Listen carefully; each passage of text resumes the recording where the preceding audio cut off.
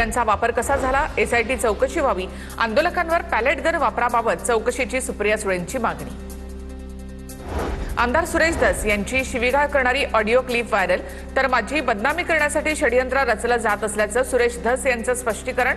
TV9 Marathi या audio क्लिपची पुष्टी करत नाही.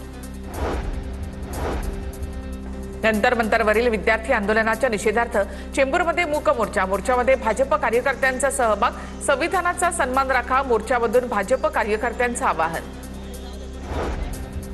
अभिजित दिपके यांचं पोलीस संरक्षण तात्काळ काढून घेण्याची मागणी. महाराष्ट्र पोलीस बॉईज असोसिएशनची छत्रपती संभाजीनगरच्या जिल्हाधिकाऱ्यांकडे मागणी. पोलीस अधिकाऱ्याला अपमानास्पद वागणूक दिल्याचा आरोप.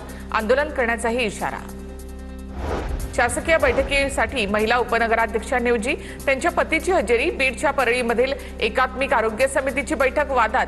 कोणतंही पद नसताना राजा खान उपनगराध्यक्षांच्या खुर्चीमध्ये बसले.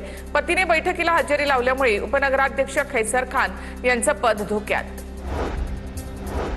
चंद्रपूरमधील तारेगाव परिसरामधील गोसेखुर्द उजव्या कालव्याला भेगा पडल्या. वर्षभरापूर्वीच झालेल्या कालव्याला भेगा पडल्यामुळे शेतकऱ्यांचा संताप. आमदार विजय वडेट्टीवार यांनी कालव्याची पाहणी केली.